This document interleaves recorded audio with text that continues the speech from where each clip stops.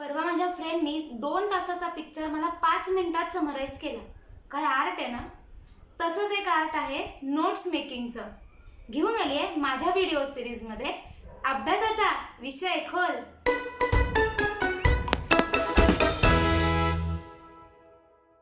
अभ्यासाचा विषय खोल या व्हिडिओ सिरीजमध्ये मी वेदश्री टाकळकर गोखले तुमचं स्वागत करते.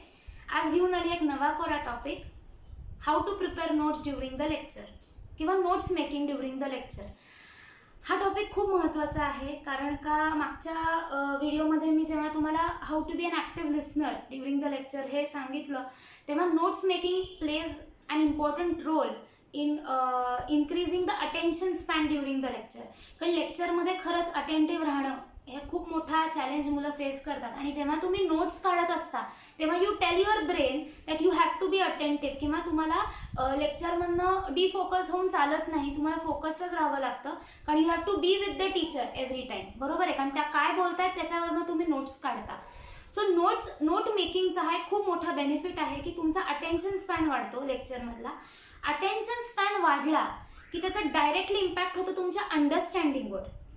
आणि अंडरस्टँडिंग जर तुमचं फर्म झालं, चांगलं झालं, तर त्याचा डायरेक्ट इम्पॅक्ट होतो तुमच्या सेल्फ स्टडी प्रोसेसवर.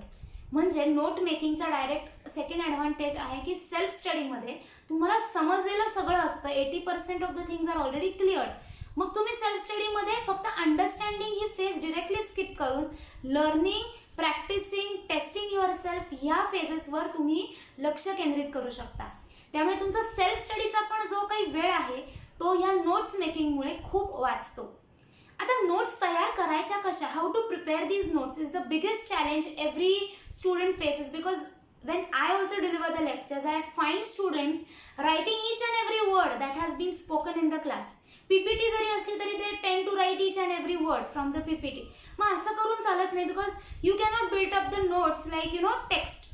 अख्खं टेक्स्ट, अख्खे पॅराज असे नोट्स तुम्ही राईटअप करू शकत नाही, कारण ते वाचन करून त्याचा उपयोग नाही. सो नोट्स ज्या आहेत ते क्लीन, क्लिअर आणि प्रिसाईज अशाच असल्या पाहिजेत.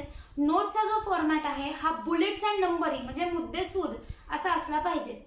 तर जेव्हा टीचर लेक्चर सुरू करतात तेव्हा when she starts the lecture, she divides her lecture into 3 parts. पहिलं म्हणजे introduction. So you have to write the heading and sub heading. आणि इंट्रोडक्शनमधले जे कीवर्ड्स आहेत ते तुम्हाला तिथे लिहायला पाहिजेत की हा जो टॉपिक आपण ॲड्रेस करतो आहे त्याची ओरिजिन काय आहे, तो कशासाठी आहे.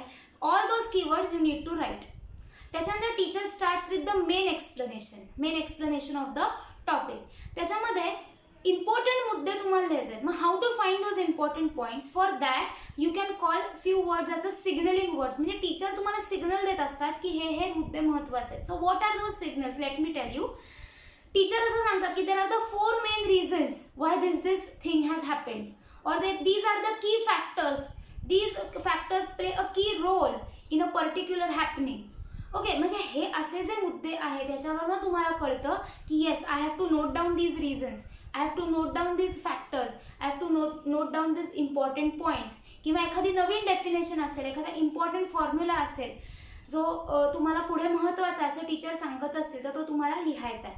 Because teacher always repeats those words, those phrases which are very important from your exam point of view or from your content point of view. आणि त्याच्यानंतर येतं कन्क्लुजन ऑफ द टॉपिक, जिकडे रॅपिंग अप किंवा समरायझेशन असं होतं. तेव्हा जो teacher तुम्हाला इम्पॉर्टंट किंवा आपण ह्या लेसनमधनं काय कन्क्लूड केलं, आपण काय शिकलो हे एकदा समराईज करतात, तेव्हा ते मुद्दे पण लिहिणं खूप आवश्यक आहे. अशा नोट्स जेव्हा तुम्ही तयार करता तेव्हा त्या रेग्युलर इंटरवल्समध्ये रिव्हिजिट करा, कारण त्या जर तुम्ही वापरल्याच नाहीत तर it will be very very useless, right. So whenever you are doing self study, before you start that topic, त्याच्यामध्ये अंडरस्टँडिंग हे तुमचं झालेलं आहे, त्यासाठी ते अजून फर्म करण्यासाठी तुम्ही त्या नोट्स वाचा.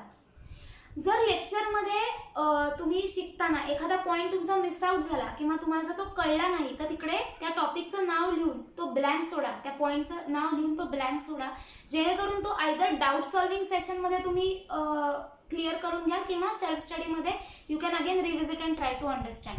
सो सेल्फ स्टडी करताना जर नोट्स तुमच्या पक्क्या तयार असतील तर तुमचं अंडरस्टँडिंग चांगलं असतं. त्या नोट्स वाचा and go for learning, practicing and then for your self assessment.